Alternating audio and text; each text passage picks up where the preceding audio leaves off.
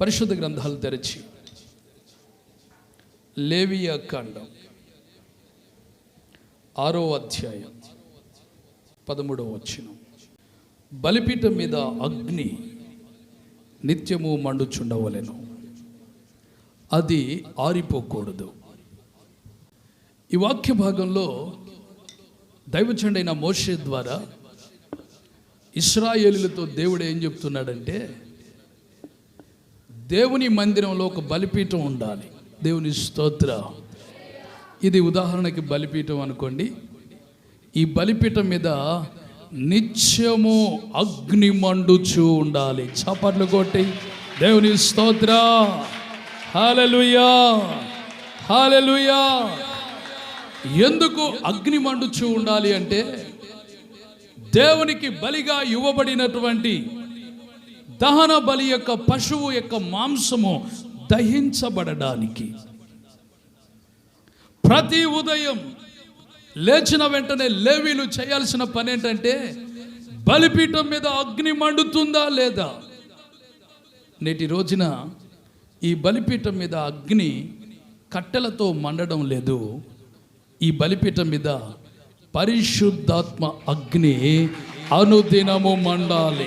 దేవుని స్తోత్ర. హల్లెలూయా, హల్లెలూయా. ఈ బలిపీఠం మీద పశువు ఎవరు అంటే నీవు నేను. ఆయన సన్నిధిలో మనం బలిపీఠం మీద పెట్టబడినటువంటి దహన బలి గొర్రె పిల్లలం. మనం ఆయన సన్నిధిలో ఉన్నటువంటి గొర్రె పిల్లలైనటువంటి మనం సజీవ యాగంగా ఈ బలిపీఠం మీద ఎప్పుడు మనం అర్పించబడతామో అప్పుడు ఈ బలిపీఠం మీద అగ్ని మండుచున్నటువంటి ఆ మంట ద్వారా నీవు మండించబడటం ప్రారంభిస్తావు. దేవునికి స్తోత్ర. హల్లెలూయా, హల్లెలూయా.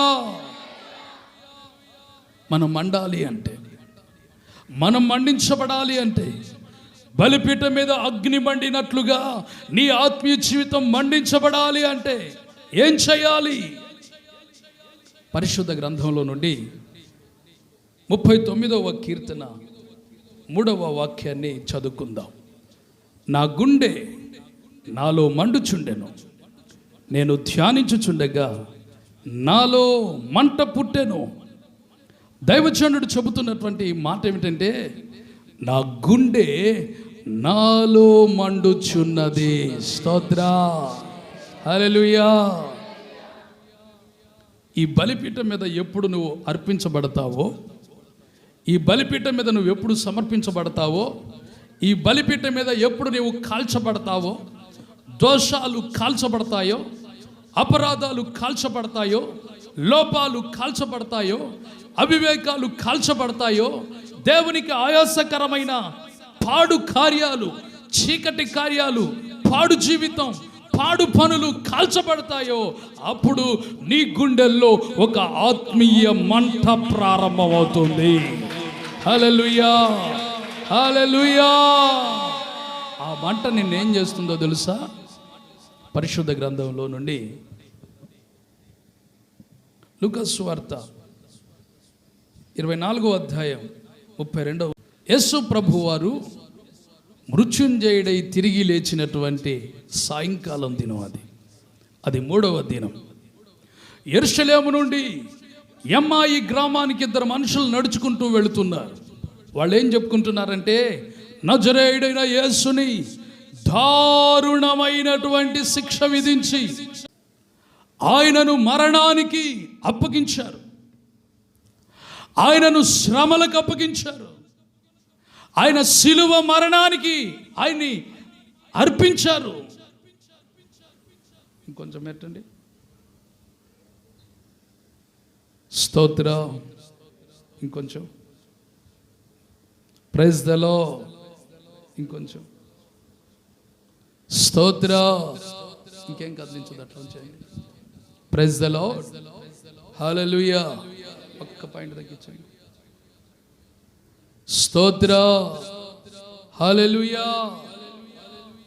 ఆయనను శిలువ మరణానికి అప్పగించారు.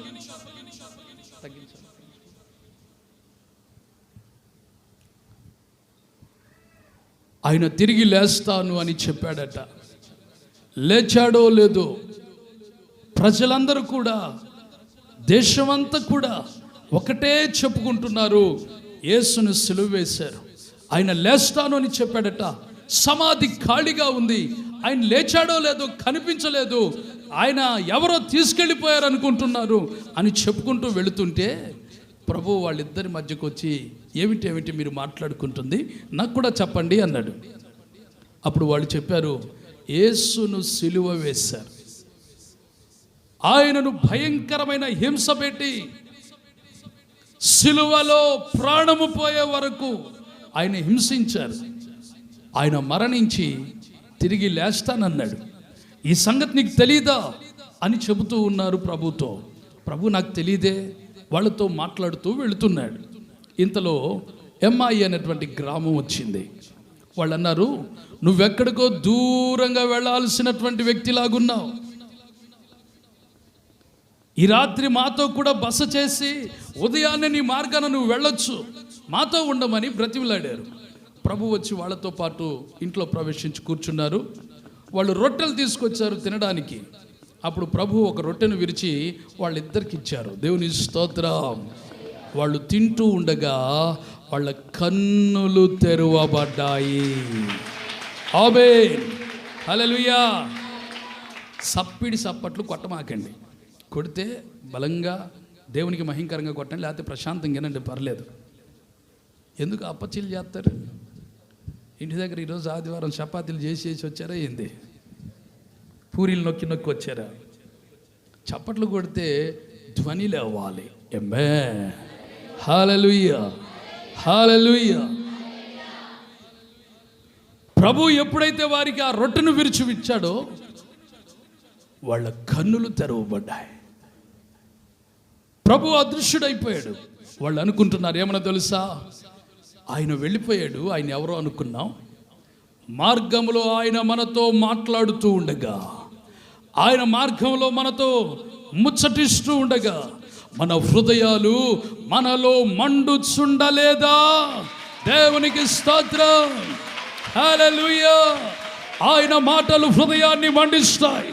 ఆయన మాటలు జీవితాన్ని మండిస్తాయి. ఆయన మాటలు బ్రతుకుని మండిస్తాయి. నలిగిపోయిన నిన్ను, సన్నగిలిపోయిన నిన్ను, చల్లారిపోయిన నిన్ను, విశ్వాసంలో బలహీనమైన నిన్ను, నిరాశలో ఉన్న నిన్ను, కృంగిన స్థితిలో ఉన్న నిన్ను, ఆయన మాటలు నీలో ఆత్మీయ మంటను కలుగజేస్తాయి. దేవునికి స్తోత్రం, హల్లెలూయా. అగ్ని మండించు, నాలో అగ్ని మండించు, అగ్ని మండించు, నాలో అగ్ని మండించు, పరిశుద్ధాత్ముడా నాలో అగ్ని మండించు, నాలో అగ్ని మండించు, పరిశుద్ధాత్ముడా నాలో అగ్ని మండించు, నాలో అగ్ని మండించు.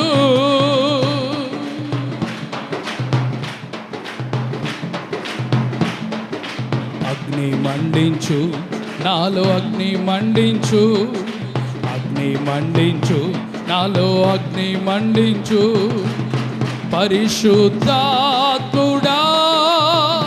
నాలో అగ్ని మండించు, నాలో అగ్ని మండించు, నాలో అగ్ని మండించు. హల్లెలూయా. వారి హృదయాల్లో మంట ప్రారంభమైంది. ఏం జరిగిందంటే ప్రభు మార్గ మధ్యలో వాళ్ళతో మాట్లాడుతూ ఉన్నాడు. ఏం మాట్లాడతాడు ప్రభు? ఆత్మ సంబంధమైన విషయాలు. ఆయన ఏం మాట్లాడతాడు? రక్షణను గూర్చినటువంటి మాటలు. ఆయన ఏం మాట్లాడతాడు?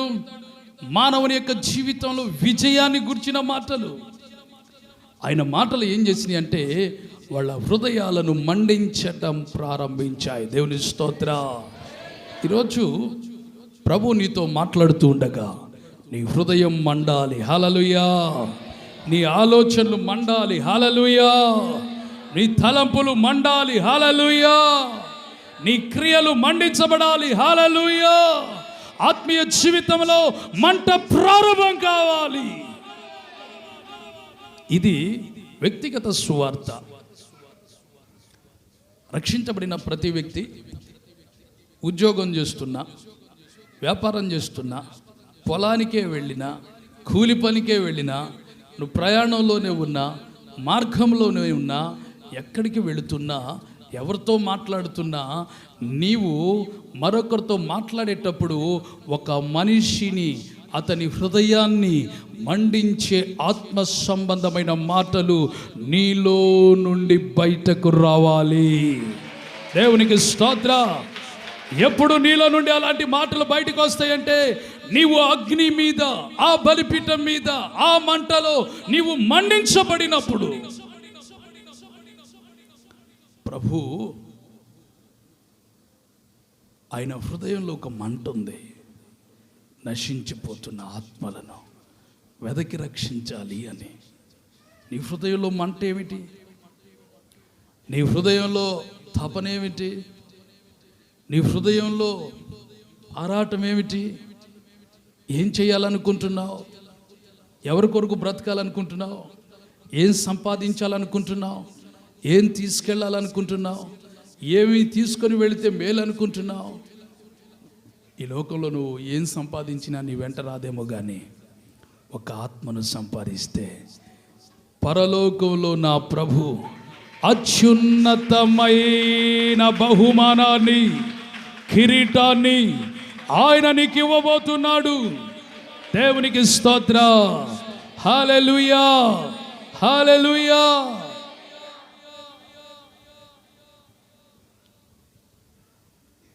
నువ్వెక్కడికి వెళుతున్నా, ఏ పని చేస్తున్నా, నీ చుట్టూన్నటువంటి వాళ్ళు ఒంటరిగా, ఇద్దరిగా నీవు కలిసినప్పుడు నీ ద్వారా వాళ్ళు మండించబడాలి. బైబిల్ గ్రంథంలో ఒక మనుషుడు ఉన్నాడు. యోహాను సువార్త 5వ అధ్యాయం 35వ వచనం. అతడు మండుచు ప్రకాశించు దీపమై ఉండెను.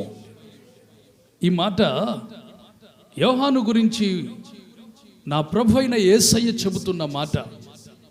యోహాను ఎవరు అంటే, మండుచు ప్రకాశించే దీపం. ఎక్కడున్నాడు తాను? అరణ్యంలో. ఏం తింటున్నాడు? మిడతలు, అడవి తేనె. తన సువార్త ఎక్కడా? తన పరిచర్య ఎక్కడా? యొర్దాను నది ఒడ్డున. ఒకసారి ఆలోచించండి, అరణ్యంలోకి ఎవరు వస్తారు?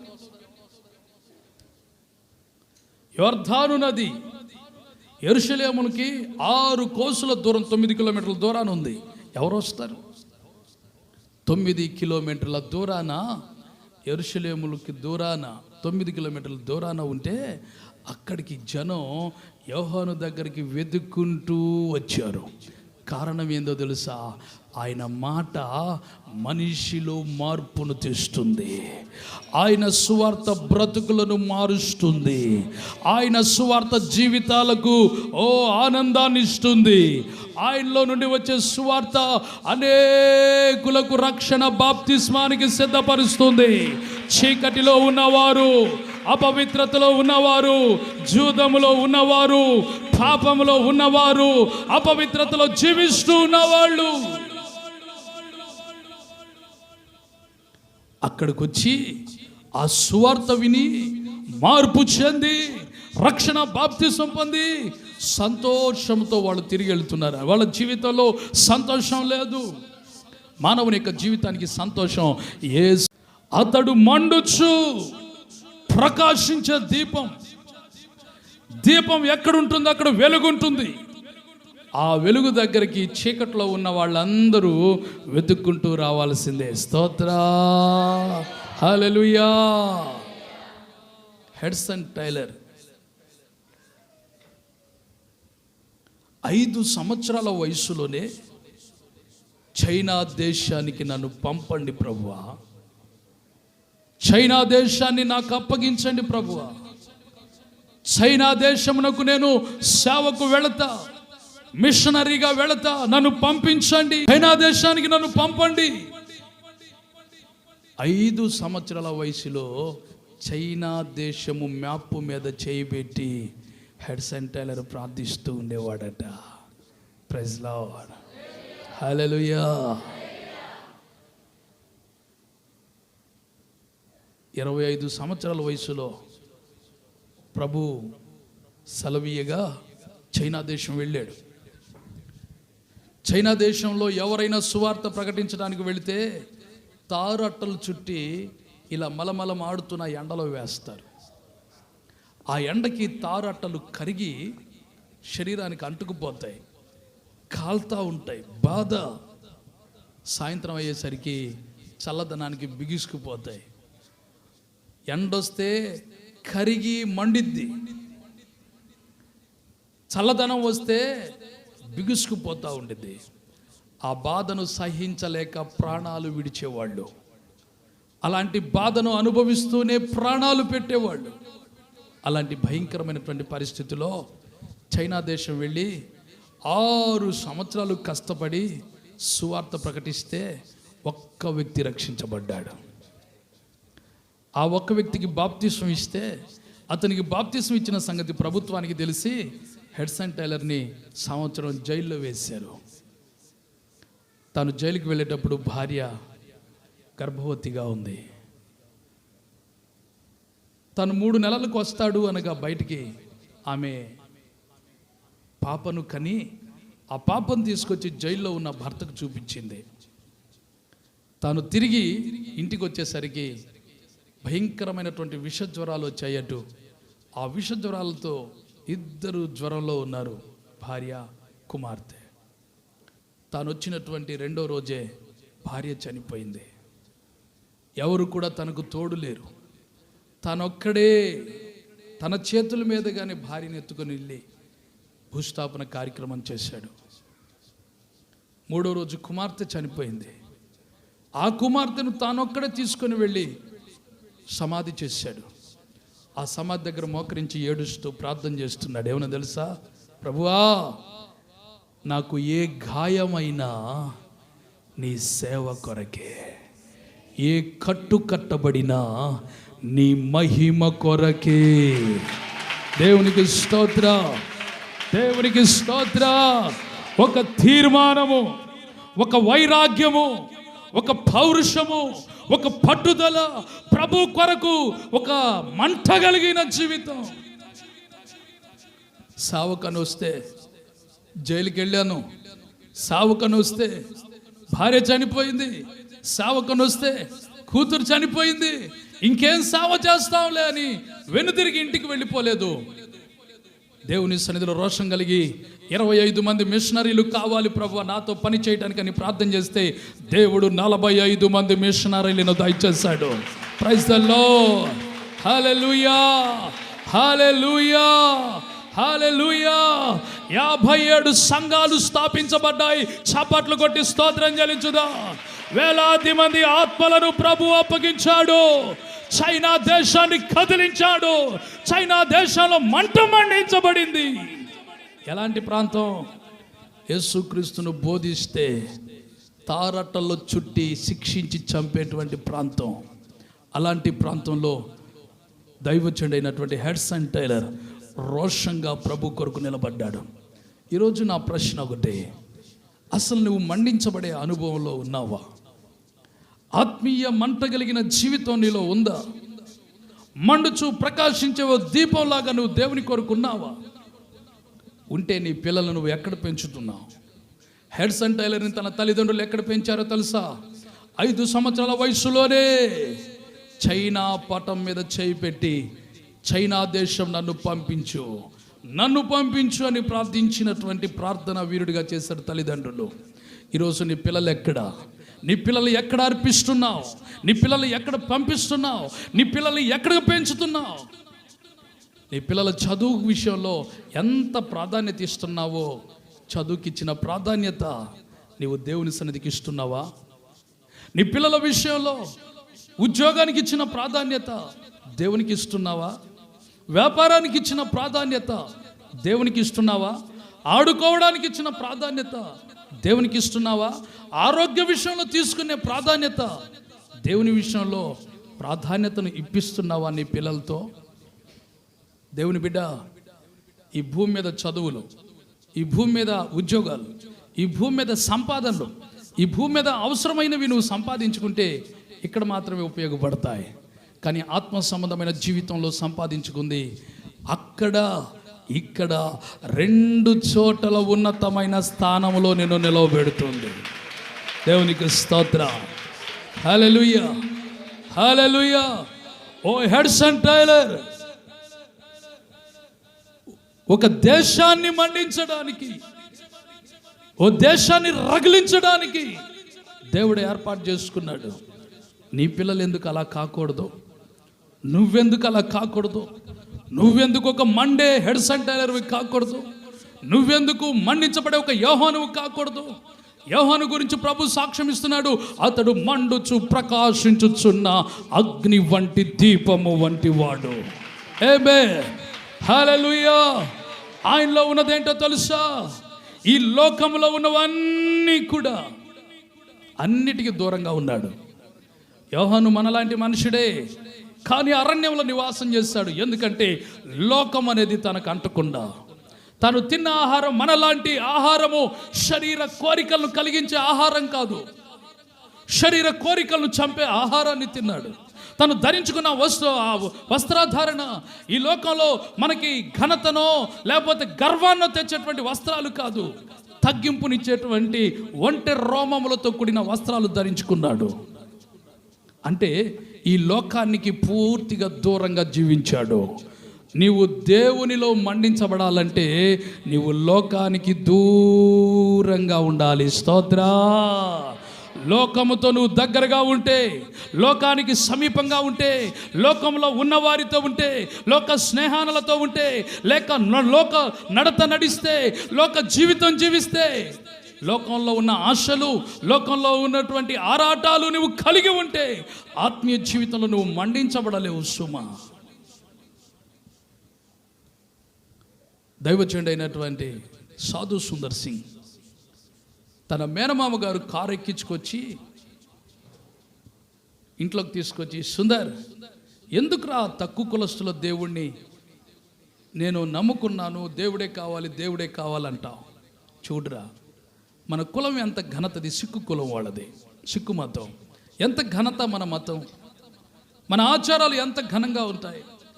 ఎందుకురా బైబిల్ని పట్టుకొని యేసయ్య దేవుడు యేసయ్య దేవుడు అంటావు? ఒక్కసారి ఆ బైబిల్ని కాళ్ళతో తొక్కి లోపలికి రారా. చూడరా, నా సుందరమైన కుమార్తె నీకు ఇస్తాను. ఇదిగో నా కుమార్తె కొరకు దాచినటువంటి ట్రంక్ పెట్టి నిండా డబ్బు, ఆ డబ్బు నీ కోసమేరా. అదిగో వెండి బంగారాలు దాచిపెట్టాను ట్రంక్ పెట్టే నిండా, అవి నీకేరా. ఒక్కసారి యేసు దేవుడు కాదని తొక్కి లోపలికి రారా అంటే ఒకసారి వెనక్కి తిరిగి అలా చూస్తుంటే సాధు సుందర్ సింగ్కి సిలువ ఆ సిలువ చూశాడు. ఒక మాట అంటున్నాడు, నా ముందు సిలువ, నా వెనుక లోకం వెనుదిరుగను. స్తోత్రా. నా ముందేం కనబడుతుంది? సిలువ. సిలువలో విలువ ఉంది, సిలువలో విజయం ఉంది, సిలువలో నిత్య జీవం ఉంది. ఆమేన్. లోకంలో ఏముంది? శరీరాశ, నేత్రాశ, నరకం. లోకంలో ఏముంది? లోకంలో ఏముంది? శరీరాశ, నేత్రాశ, జీవపు డంబం అంటే నరకం. లోకంలో ఏముంది? శరీరాశ, శరీరం ఆశించిందంతా లోకంలో ఉంది. నేత్రాశ, కళ్ళతో చూసినటువంటి వస్తువులన్నీ ఆశించేవి లోకంలో ఉన్నాయి. జీవపు డంబం అంటే నరకం. నరకం ఉంది లోకంలో. కానీ సిలువలో ఏముందో తెలుసా? నిత్య జీవం. Praise the lord. హల్లెలూయా. విశ్వాసంతో విశ్వాసి ముందుకు సాగాలి. లోకం వైపు చూడకూడదు. లోకంలో ఉన్న వెండి బంగారాలు, లోకంలో ఉన్న శరీరాశలు, లోకంలో ఉన్న నేత్రాశలు, ఈ కళ్ళకు కనబడేవి నిన్ను నరకానికి తీసుకెళ్తాయి. అందుకొరకు వీటిని ఆశించక యేసు వైపు చూచొచ్చు. హల్లెలూయా. గురి యొద్దకే నీవు పరిగెత్తాలి. చప్పట్లు కొట్టి దేవునికి బిగ్గరగా స్తోత్రం చెల్లించు. Praise the lord. హల్లెలూయా. యోహాను అతడు మండుచు ప్రకాశించే దీపంలా ఉన్నాడు. ఈరోజు ప్రభు కొరకు నువ్వు మండుచు ప్రకాశించే దీపంలాగుంటే, యోహాను యోర్దాను నది దగ్గరుంటే జనం వెతుక్కుంటూ యోర్దాని నది దగ్గరకు వచ్చారు. దేవుని స్తోత్ర. నీలో మంటుంటే, నీలో మంటుంటే నువ్వెక్కడున్నావో నిన్ను వెతుక్కుంటూ జనం వస్తారు. దేవుని స్తోత్ర. Praise the lord. హల్లెలూయా.